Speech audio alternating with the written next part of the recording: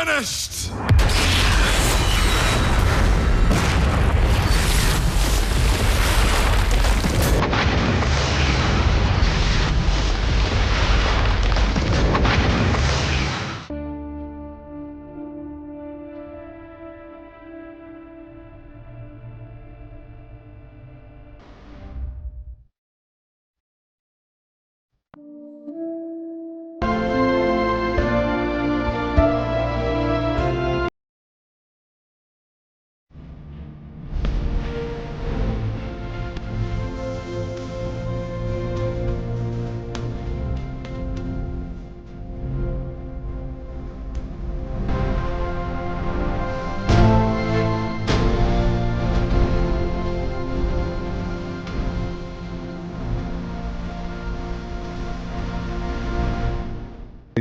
అందరికీ వందనాలు. మరి మనం చూస్తూ ఉన్నాం లోకమంతా ఏం జరుపుకుంటుందో ఈ 40 రోజులు మరి లెంట్ డేస్ అని జరుపుకుంటూ ఉన్నారు. కాబట్టి మరి ఈ లెంట్ డేస్ చాలామంది మనం చూస్తూ ఉంటాం. అంటే సిలువను గురించినటువంటి మాటలు, సిలువను గురించిన ధ్యానము 45 రోజుల వరకు పరిమితం చేస్తూ ఉంటారు.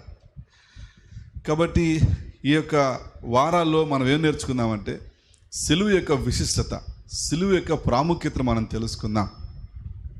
చాలామంది అనుకుంటారు సిలువను గురించి మాట్లాడుతూ ఉంటే చాలా బోరు కొట్టేస్తుంది, వాటి గురించి ఏం మాట్లాడుకుంటాం అనుకుంటూ ఉంటాం, ఆ మేకుల గురించి ఏం మాట్లాడతాం అనుకుంటూ ఉంటాం.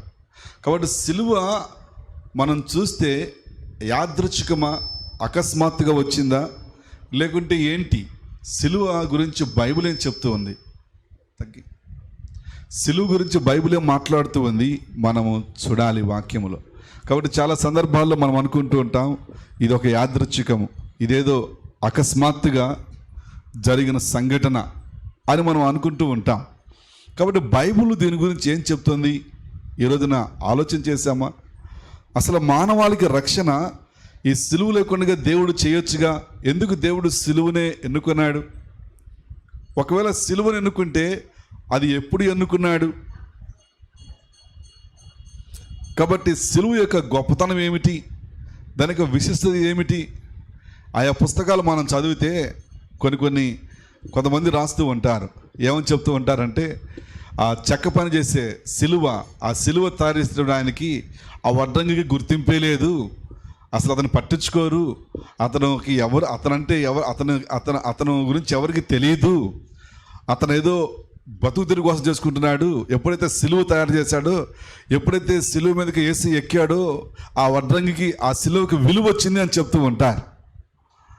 కాబట్టి దీన్ని మనం ఆలోచన చేయాలి, పరిగణలోకి తీసుకోవాలి. కాబట్టి బైబిల్ ఏం చెప్తుంది సిలువ గురించి? ఇదేదో యాదృచ్ఛికమా, అకస్మాత్తుగా వచ్చిందా, లేకుంటే దీని వెనకాల దేవుని యొక్క నిత్య సంకల్పం ఏమైనా ఉన్నదా? దేవుని యొక్క నిత్య ప్రణాళిక ఏమైనా ఉన్నదా? What is the behind the cross? Why God choose cross? Why don't he choose anything other thing? ఏదో ఒకటి బలిగా చూపించవచ్చు కదా, ఎందుకు కేవలము దేవుడు సిలువనే ఎన్నుకు ఉన్నాడు?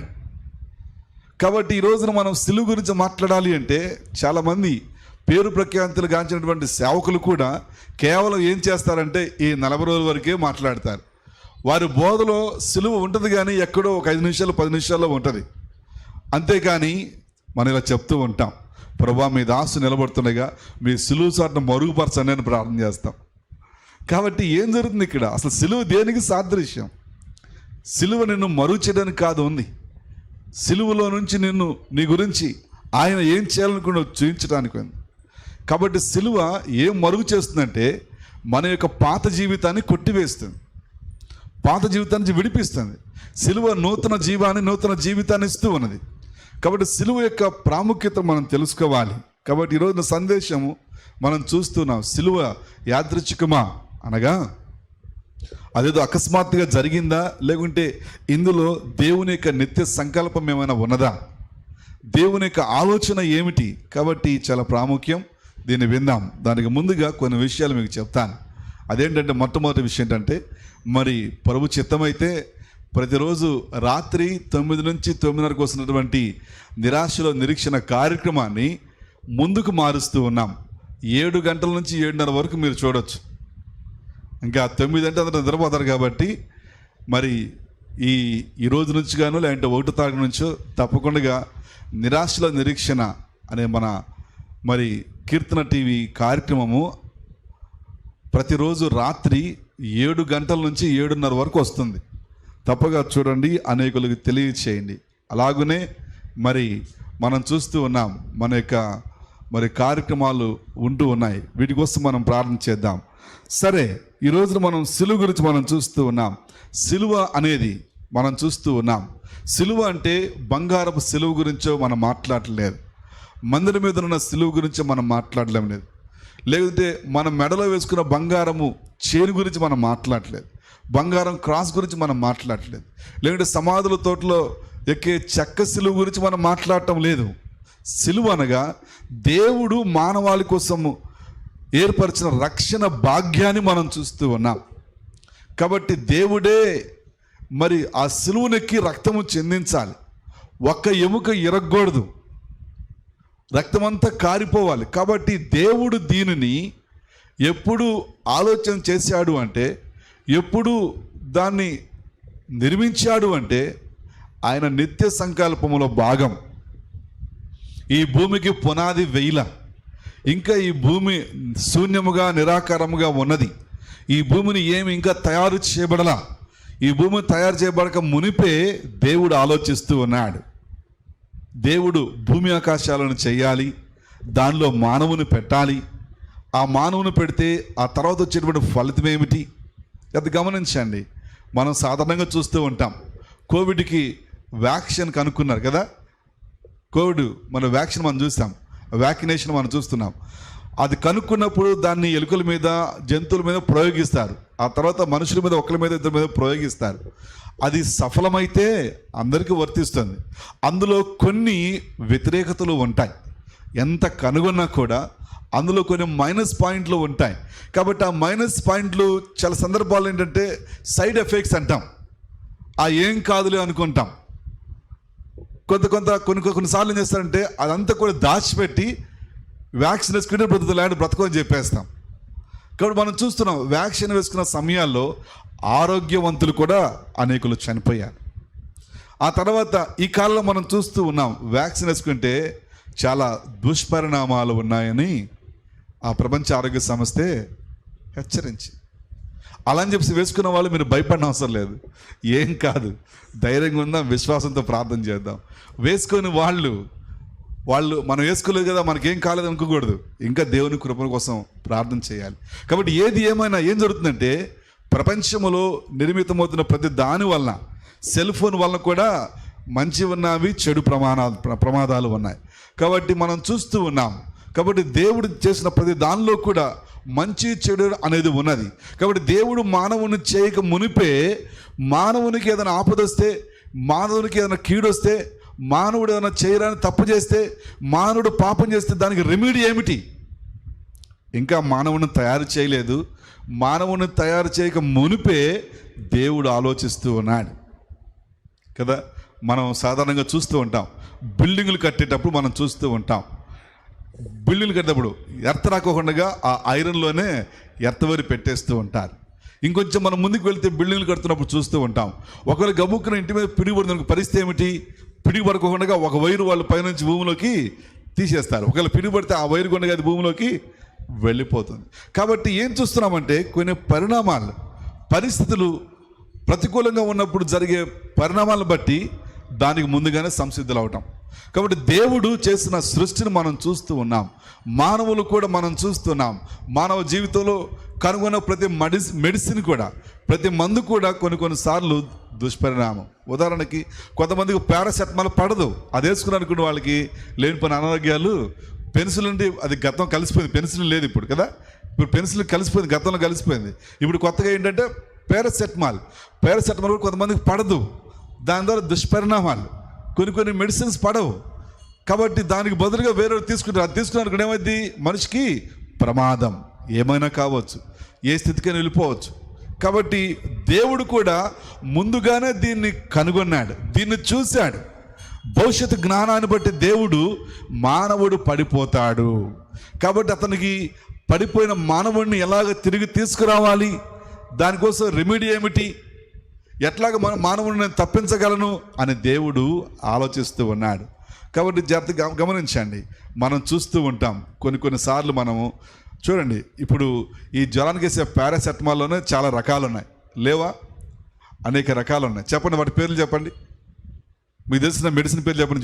జ్వరం తగ్గేట టాబ్లెట్లు, పారాసెటమాల్, క్రోసిన్, ఇంకా డోలో 650, ఇంకా షైన్, ఇంకో టాబ్లెట్ ఏంటి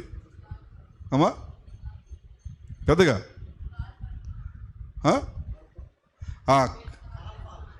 కాల్పాలు, ఇంకోటి షైన్, ఇంకో తన పేరేంటి వాడిది? మెఫ్తాల్ కూడా జ్వరాన్ని పనిచేస్తుంది. అంటే ఇవన్నీ కూడా మనం చూస్తాం. వీటిలో ప్రాముఖ్యమైనది ఏది అంటే ఏం చెప్తారు మీరు చెప్పండి? డోలో 650, అవునా కాదా? కాబట్టి దేవుడు కూడా అది చేస్తూ ఉన్నాడు. ఇక్కడ దేవుడు ఏం చేస్తున్నాడంటే మొదటిగా గొర్రెపిల్లను, పావురాలను, గువ్వలను, కృపాత్మనంతా కూడా అలా బలిచ్చుకుంటూ వస్తూ ఉన్నాడు. దేనికోసమే అంటే ఇవి సంపూర్ణంగా మనిషిని విడిపించలేవు, సంపూర్ణంగా మనిషిని పాపం నుంచి తొలగించలేవు. కాబట్టి ఇవన్నీ కూడా ఛాయ, యేసుక్రీస్తు రక్తం చిందించడానికి గుర్తు. ఇవన్నీ కూడా ఎప్పుడైతే ఆదాము అవ్వలు పాపం చేశారు ఏదైనా తోటలో, వారిని విడిపించడానికి దేవుడు ఏం చేశాడంటే గొర్రె పిల్లను వధించాడు.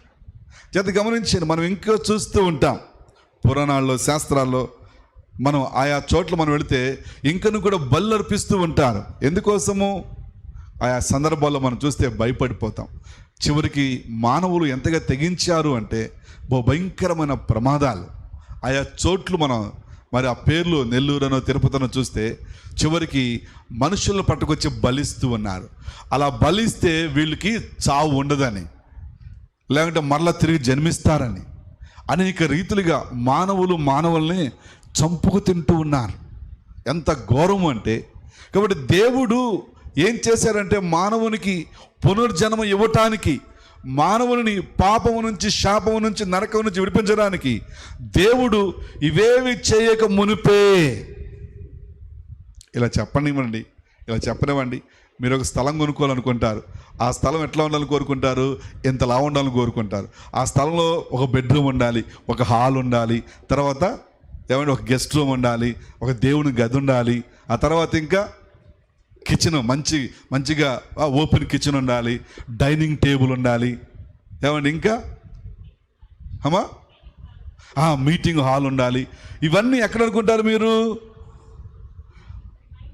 మనసులో అనుకుంటారు. ఇంకా మీరేం చేయలే, మీ దగ్గర డబ్బులు లేవు, మీరు ఇంకా ఏమీ కాలేదు, స్థలం దొరకలా, కానీ ఏముంటుంది మీ మనసులో? ఉందా లేదా? ఒక మానవునికే ఇన్ని ఉంటే ఒకప్పుడు మానవుడు ఎక్కడుండేవాడు? ఉదాహరణకు అనుకుందాం, అంటే డార్విన్ సిద్ధాంతం కాదులే అనుకుందాం, మానవుని కోతి నుండి వచ్చారని చెప్తారు వాళ్ళు కదా. ఫస్ట్ అటువంటి మానవునికి తోక ఉండేది, కర్ర పట్టుకున్నాడు, పలుగు పట్టుకున్నాడు. ఆ తర్వాత తోక పోయింది కొంతకాలానికి. ఆ తర్వాత అప్పుడు వస్త్రాలు కావు. ఆ తర్వాత కొంచెము ఆ పీలగొడ్లు కట్టుకుని ప్రారంభించారు. ఆ తర్వాత ఇంకొంచెం ఏమవుతుందంట, మనుషుడు మార్పు చెందుతూ ఇప్పుడు వచ్చాడు, కంప్యూటర్ యుగంలోకి వచ్చాడు. నేను ఒక దేశం వెళ్ళినప్పుడు ఆ దేశంలో మరి వాళ్ళ బాత్రూమ్ యూజ్ చేసుకుంటున్నా. ఎట్లా ఉంది అసలు? అంతా బంగారంతో చేయబడిన బాత్రూమ్లా ఉంది. స్టన్ అయిపోయాను దాన్ని చూసి. అబ్బా ఎంత ఉంటుంది, ఒక 20 లక్షలు ఉంటుంది ఆ బాత్రూమ్ అనిపించింది. అంత లోపలంతా గోల్డ్, లైట్ వేస్తే అంతా మెలమెల మెరుస్తుంది బాత్రూమ్ అంతా కూడా, పూర్తిగా గోల్డ్ లాగా ఉంది. ఆశ్చర్యపోయారు, ఇంత బాగా కట్టుకున్నారు, భలే ఉంది బాత్రూము, ఎక్కడ చూడాలి ఆ బాత్రూమ్. చేత గమనించండి, మనము ఇంతగా ఉంటే, ఒక మానవుడే పక్షిని చూసి విమానాన్ని తయారు చేసి ప్రయాణం చేస్తూ ఉంటుంటే, ఒక మానవుడే రాయి కొట్టుకుని అగ్గి తయారు చేసి, విద్యుత్ ద్వారా లైట్ తయారు చేసి ఇది చేస్తుంటే, మరి దేవుడు ఇంకెట్లాగా ఆలోచిస్తాడు? How God things. ఏ రోజున ఆలోచన చేశామా? ఇంక దేవుడు ఎట్లా ఆలోచిస్తాడు? కాబట్టి ఆ దేవుడు ఇవేవి కలుగక మునిపే మీరు ఇంకోటి ఆలోచన చేయండి, మానవుడు సృష్టించే ప్రతిదీ కూడా ఏది కొత్తగా రాలా, అన్నీ ఈ మట్టిలోండి వచ్చినాయే. పైనుంచి ఊడిపడ్డాయా? ఏది ఊడిపడలా, ఈ మట్టిలో నుంచి చేస్తున్నాడు, అంతా ఈ భూముల నుంచి చేస్తున్నాడు. వాటి కొత్త కొత్త పేర్లు పెడుతూ ఉన్నాడు. అంతే తప్ప అన్నీ కూడా ఉన్నాయే, ప్రతీది ఉన్నదే. ఒకనొక పూర్వకాలంలో టెలిస్కోప్లా చూసేవాళ్ళు, ఇప్పుడు దాని మొత్తము మారిపోయింది. కాబట్టి ఆలోచన చేద్దాం. ఒకనొకప్పుడు మనం చేస్తాము, పక్షుల ద్వారా, పావురాల ద్వారా కబురు పంపించేవాళ్ళు. ఈరోజు ఏమైపోయింది, ఆ తర్వాత పేజర్ వచ్చింది, ఆ తర్వాత ఏమొచ్చింది, ఇప్పుడు వీడియో కాల్, ఎస్ఎంఎస్లు కదా, ఎంఎంఎస్లు. అంటే ఏంటి, గతంలో ఉన్నవే ప్రస్తుతం మనం చూస్తూ ఉన్నాం. కాబట్టి మోడిఫికేషన్ అయింది అంతే, మోడిఫికేషన్ అయింది అంతే. గతంలో ఉన్నాయో ఇప్పుడు ఉన్నాయి, కొత్తగా ఏ పుట్టుకు రాలేదు. కాబట్టి దేవుడు ఏం చేయదలుచుకున్నాడు అంటే, ఇవేవి చేయక మునిపే మానవుని ఇంకా చేయలేదు. మానవుని చేయక మునిపే మానవునికి వస్తున్న ప్రమాదాన్ని చూశాడు. అది గమనించండి. అందుకే అంటూ ఉంటాం, ఏం చెప్తుంటామంటే, మనం చాలా కథలు చెప్తూ ఉంటాం, సేవకులకు చాలా కథలు చెప్తూ ఉంటారు. ఫ్లైట్ నడుపుతా ఉన్నాడు ఒక ఆయన, అందరూ ఫ్లైట్ కూలిపోతుంది భయపడతా ఉంటే, ఒక అమ్మాయి బెల్ట్ పెట్టుకొని పెట్టుకొని చక్కగా పాట పాడుతూ ఉంది. ఏంటమ్మా నీకు భయం లేదా అంటే, పైలట్ మా నాన్న అంటారు కదా. బస్సు కొండ లోయలో బానిస్తూ ఉన్నాడు, అందరూ బిక్కమ కోసుకొని అమ్మో లోయలో పడిపోతుంది భయపడతా ఉంటే, అందులో ఒక పాప ఎగురుతా డాన్స్ చేస్తా ఉంది. ఏం నీకు లోయ చూస్తే భయం పుట్టట్లేదా అంటే, ఆ పాప ఏమంటుందంట, ఆ బస్ డ్రైవరు మా డాడీ.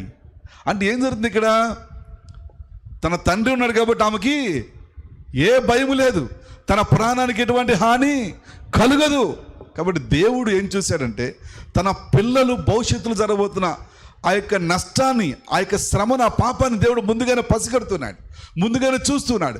దానికి వారిని చేయక ముందే దాన్ని ఎట్లాగా వారి నుంచి వారికి అంటుకోకుండా దాని నుంచి వారిని విడిపించాలని చెప్పేసి ఆయన ప్రణాళిక వేస్తూ ఉన్నాడు, ఆయన ఆలోచిస్తూ ఉన్నాడు. అప్పుడు ఆయన ఆలోచనలకు వచ్చినటువంటి ఆలోచన ఏంటంటే, గొర్రెపిల్ల రక్తం చిందించబడటం. ఆ తర్వాత గొర్రెపిల్ల, మేకల యొక్కయో, గొర్రెల యొక్కయో, ఎడ్ల యొక్కయో రక్తము. మన హెబ్రీ పత్రిక 9వ అధ్యాయం 10వ అధ్యాయాలు మనం చూస్తే ఈ బలు గురించి రాయబడి ఉంటుంది. బలులు ఆ యెరూషలేములో అంట రక్తము ఏర్లై పారేదంట. అలాగూ ప్రతి ఏటా రక్తము వేల కొలది గొర్రెలను వాళ్ళు బలిచ్చేవాళ్ళు ప్రతి ఏటా. కాబట్టి జాగ్రత్త గమనించండి, మనం ఈ రోజుల్లో కూడా చూస్తుంటాం. ఒక్కసారి బలిస్తారా సంవత్సరంలో ఒకసారి? ప్రతి సంవత్సరం ఇస్తూనే ఉంటారా? ప్రశ్న. ప్రతి సంవత్సరం బలి ఇస్తూనే ఉండాలా? మనం చూస్తుంటాం ఆయా ప్రాంతాల్లో, ఆయా చోట్ల గ్రామ పండుగలను, లేదంటే రాష్ట్ర పండుగలను, దేశ పండుగలను చూస్తూ ఉంటాం. వాళ్ళు ఏం చేస్తారు, ప్రతి ఏటా ఆ సమయానికి ఎన్నో బలిస్తూ ఉంటారు, పశువులను వధిస్తూ ఉంటారు. ఎందుకు? కారణం ఏమిటి? దేవుని ప్రసన్నం చేసుకోవడానికి, మోక్షం వెళ్ళటానికి, వారి యొక్క పాపం నుంచి విడిపించబడటానికి. బైబిల్ ఏం చెప్తుందంటే, ఏటేటా అలా చేసినా కూడా, హెబ్రీ పత్రిక 9:10 అధ్యాయాలు ఉంది, ఏటేటా అలా చేసినా కూడా వారి పాపాలను పూర్తిగా తొలగించలేకపోయేనో. కాబట్టి దేవుడు ఒక్కసారిగా యేసుక్రీస్తును పంపడము ద్వారా, ఒక్కసారిగా యేసుక్రీస్తు రావటము ద్వారా బలన్నిటికి ఇక ఏటేటా బలి రక్తము చెందించుకోకుండా ఒక్కసారి యేసుక్రీస్తు శిలువ బలియాగము ద్వారా దేవుడు అన్ని సంపూర్ణం చేసేసాడు. హల్లెలూయా. చప్పలు దింగబడదామా? దేవుడు ఒక్కసారిగా తన కుమారుడైన యేసు రక్తము ద్వారా, ఆయన రక్తము పరిశుద్ధమైనది, ఆయన రక్తము పాపము లేనిది, ఆయన రక్తము అమూల్యమైనది, ఆయన రక్తము విలువ కలిగినది. కాబట్టి దేవుడు ఏం చేస్తున్నాడంటే, తన కుమారుడైన యేసు ప్రభు రక్తము ద్వారా ఒక్కసారిగా మానవులను, వారి పాపాలను, వారి శాపాలను, వారి నరకము నుంచి విడిపిస్తూ ఉన్నాడు. చాలామంది ఇప్పటికి కూడా ఎట్లా ఉన్నారంటే, శపించబడిన కుటుంబాల వలె ఉన్నారు. శాపం ఏలుబడి కింద ఉంటూ ఉన్నారు. కారణం ఏమిటంటే, వారు సిలువ రక్తం యొక్క విలువను తెలుసుకోలేకపోతున్నారు. సిలువ రక్తంలో ఉన్న విలువ వారు గ్రహించలేకపోతూ ఉన్నారు. సిలువ రక్తము ఇప్పటికీ కూడా అందరికీ అందుబాటులో ఉన్నది. సిలువ రక్తం ఇప్పటికి కూడా అందరి పాపాలకు క్షమిస్తుంది. యేసు ప్రభువారు 2000 సంవత్సరాల క్రితం, అప్పటికే మనం పుట్టలేదు. పుట్టామా? ఎవరైనా పుట్టారా? ఎవరు పుట్టలు. అప్పటికి 2000 సంవత్సరాల క్రితం యేసయ్య పుట్టాడు. ఒక్కసారిగా ఆ రోజున ఆయన మనందరి కోసం బలిగా తన రక్తాన్ని అర్పించాడు. ఇప్పటికీ ఆ రక్తం అందుబాటులో ఉన్నది. రేపు మనకు పుట్టిన పిల్లలు, మన పిల్లలు పుట్టబోతున్న వారికి కూడా ఆ రక్తము అందుబాటులో ఉన్నది. ఇలా చెప్పనివ్వండి, మనము 1,00,000 రూపాయలు అప్పు ఉన్నాం అనుకోండి. ఆ 1,00,000 రూపాయల అప్పుకి మనల్ని బాగా ప్రేమించిన కోటీశ్వరుడైన ఒక ఆయన వచ్చేసి ఆ 1,00,000 రూపాయలకి 100 కోట్లు ఇచ్చాడు అనుకోండి. దాని అర్థం ఏమిటి? 100 కోట్లు చెల్లించాడు అనుకోండి. దాని అర్థం ఏంటి? మన పిల్లలకు కూడా సరిపోతుంది అప్పు సరిపోతుంది. అంటే యేసు ప్రభువారు అలాగున మానవులందరినీ కూడా, భవిష్యత్తులో పుట్టబోతున్న వారి కోసం కూడా ఒక్కసారిగా ఈ రోజున ఆలోచన చేశారు ఈ రీతిగా. ఇక్కడ బైబిల్ ఏం చెప్తుందంటే, దేవుని యొక్క నిత్య ప్రణాళిక, దేవుని యొక్క నిత్య సంకల్పము ఈ సిలువ బలియాగం. The design of the crucifixion of Christ, the cross of Christ. God design this before he was founded the earth, before he made the man, humanity. మానవులు చేయకముందు, ఈ సృష్టి చేయకముందు, ఈ 7 రోజుల పని కాకముందు దేవుడు ముందుగానే జరగబోతున్న పరిణామాన్ని చూశాడు. అందుకే దేవుడు నోవాహు దగ్గరికి వచ్చి మాట్లాడుతూ ఉన్నాడు. నోవాహు, భూమి మీదకి జలప్రలయం రాబోతుంది, మానవుల పాపం ఎక్కువైపోయింది, నువ్వేం చేస్తావు అంటే నీ కుటుంబం కోసము, పశువుల కోసం, జంతువుల కోసం ఓడను చెయ్యి అన్నాడు. దేవుడు అబ్రహాంతో మాట్లాడుతున్నాడు. అబ్రహాం, నీ సంతానము 400 సంవత్సరాలు కాని దేశములో బానిసలుగా ఉండబోతున్నాడు. దేవుడు ముందుగా చెప్తున్నాడు జరగబోతుందని. దేవుడు ముందుగా చెప్తున్నాడు, నా ప్రజలు 40 సంవత్సరాలు అరణ్య ప్రయాణం చేయాలి. దానికోసం గుర్తుగా యేసుప్రభువారు 40 రోజులు అరణ్యములో ఉంటూ ఉన్నాడు. ఏలియా ఆ యొక్క యెరూషలేము నుంచి ఈ యొక్క సీనాయి పర్వతం వరకు 40 రాత్రింబగళ్ళు నడుచుకుంటూ వచ్చినట్లుగా బైబిల్ చెప్తూ ఉన్నది. జాగ్రత్తగా గమనించిన దేవుడు ముందుగానే ఇవన్నీ. అందుకే మనం చూస్తాం ఇర్మియా గ్రంథంలో కీర్తన 39లో చూస్తాం, నువ్వు పుట్టక మునిపే దేవుని ఎముకలను, నీ సమస్తము లెక్కించాడు. He knows everything in you before you born. కాబట్టి దేవుని యొక్క సృష్టిని మనం చూస్తూ ఉన్నాం. కాబట్టి యేసు ప్రభు సిలువ బలియాగము అకస్మాత్తుగా వచ్చింది కాదు, అకస్మాత్తుగా పుట్టుకొచ్చింది కాదు, ఏదో యాదృచ్ఛికంగా జరిగింది కాదండి ఇది. కాబట్టి చాలా సంఘాల్లో మనం చూస్తూ ఉంటాం, ఈ యొక్క యేసు ప్రభుని గురించిన, సిలువని గురించిన బోధ ఉండదు. మిగతా అన్నీ బోధిస్తారు, సిలువను గురించిన బోధ ఉండదు. అందుకే అంటుంది వాక్యం, 1 కొరింథీ పత్రిక 1వ అధ్యాయం 18వ వచనం. 1 కొరింథీ పత్రిక 1వ అధ్యాయం 18వ వచనంలో మనం చూస్తే వాక్యం సెలవిస్తుంది. అక్కడ వాక్యం చెప్తూ ఉన్నది,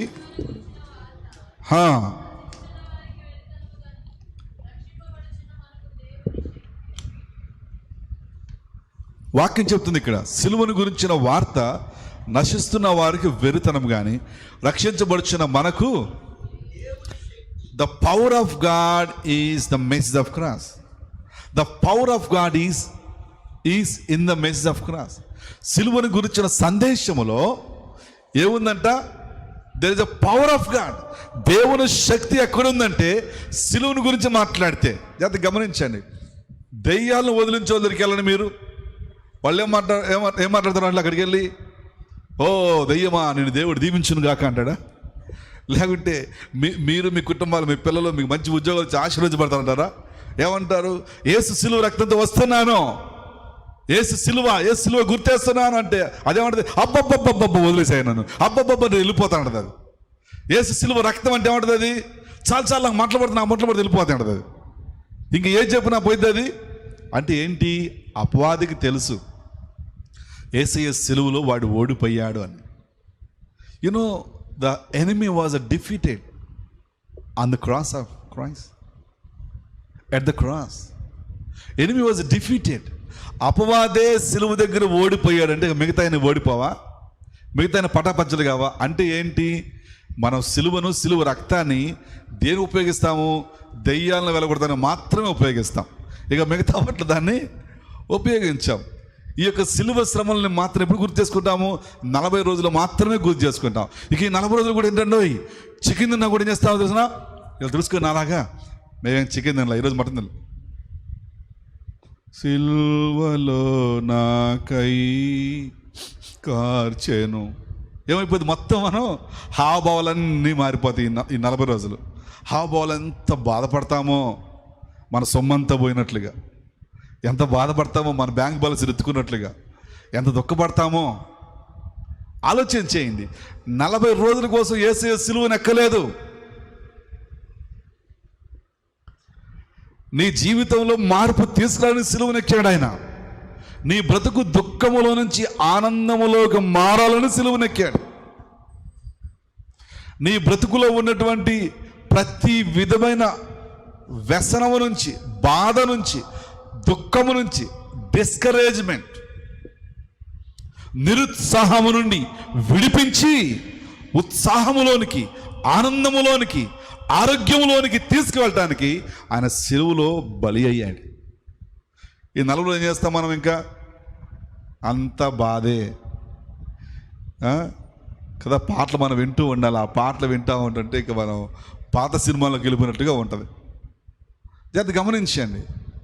అంటే నేనేదో హేళన చేయటం లేదు ఇక్కడ. అంటే సిలువ త్యాగం అనేది ప్రతిరోజు మనం గుర్తుపెట్టుకోవాలి. పౌలు అదే చెప్తాడు. నేను క్రీస్తు కూడా చనిపోయాను అంటాడు. I'm dead with Christ. నేను క్రీస్తు కూడా చనిపోయాను. ఇక్కడ నాలో జీవించేది నేను కాను, క్రీస్తే. రక్షణ అంటే అది ఏంటంట? రక్షణ అంటే క్రీస్తు మనలో జీవించటం. క్రీస్తు మనలో జీవించటం. ఇప్పుడు గబుక్కున నేను షైని నేను బయటికి వెళ్ళాం అనుకోండి, వాళ్ళు ఏమంటారు తెలిసిన? చూస్తే మా పిల్లలు చూస్తాను తెలిసిన, పాస్టర్ గారు అచ్చం 2 పిల్లలు మీలా ఉన్నారని అంటారు. వాళ్ళు ఎవరు కనబడుతున్నారు ఇప్పుడు? వాళ్ళకి ఎవరు కనబడుతున్నారు? మా పిల్లలు. నేను కనబడుతున్నాను, వాళ్ళు కనబడట్లే. వాళ్ళలో నా రూపం కనబడుతుంది. ఇప్పుడు దేవుడు మనల్ని చూసినప్పుడు మళ్ళీ ఎవరు కనబడతారు? మనం కనబడం. ఎవరు కనబడతారు మనలో? యేసు ప్రభు కనబడతాడు. యేసు ప్రభు మాత్రమే కనబడతాడు. సాధారణంగా మీరు ఎక్కడికి వెళ్ళినదే చూస్తాం మనం. అరే ఎవర్రా, అచ్చం వాళ్ళ నాన్నలాగానే ఉన్నాడండి, అచ్చం వాళ్ళ అమ్మలాగానే ఉందండి, అచ్చం వాళ్ళ తాతయ్యలాగా ఉన్నారండి. దేవుడు నన్నుగా చూస్తే నేను ఆయన చేరుకోలేను. ఎందుకోసం? మనలో పాపం ఉన్నది, మనలో ద్వేషం ఉన్నది, మనలో మోసం ఉన్నది, మనలో ఈ లోక సంబంధమైన అన్నీ ఉన్నాయి. లోకాశ, శరీరాశ, నేత్రాశ, జీవటంబం. కాబట్టి మనం అలా దేవుని సమీపించామనుకోండి, మనం ఏమైపోతామంటే ఏమండి? దేవుని చేరుకోలేం. దేవుడు పరిశుద్ధుడు, దేవుల్లో పాపము లేదు. ఆయన వెలుగులో మనము కాలిపోతాం. కాబట్టి మానవుని రక్షించడానికై ఆయన కుమారుడు యేసుక్రీస్తుకి లోకానికి వచ్చాడు. ఆయన మనందరి స్థానంలో చనిపోయాడు. ఇప్పుడు మనము ఆయన నామంలో ఎవరైతే నమ్ముతామో, రక్షణ పొందుతామో, తిరిగి జన్మిస్తామో, జన్మించిన వాళ్ళందరిలో కూడా దేవుడికి ఇప్పుడు ఎవరు కనబడతారు తెలిసిన? ఎవరు కనబడుతున్నారు? నీ పాత జేమ్స్ కనబడ్డావు, నువ్వు కనబడవు. ఎవరు కనబడతారు? యేసుక్రీస్తు మాత్రమే కనబడతాడు దేవుడికి. నీలో ఎవరిని చూస్తాడంటే యేసు ప్రభువుని చూస్తాడు. అప్పుడు ఏమవుతుందంటే నీ పాపాలు ఏవి దేవునికి గుర్తురావు.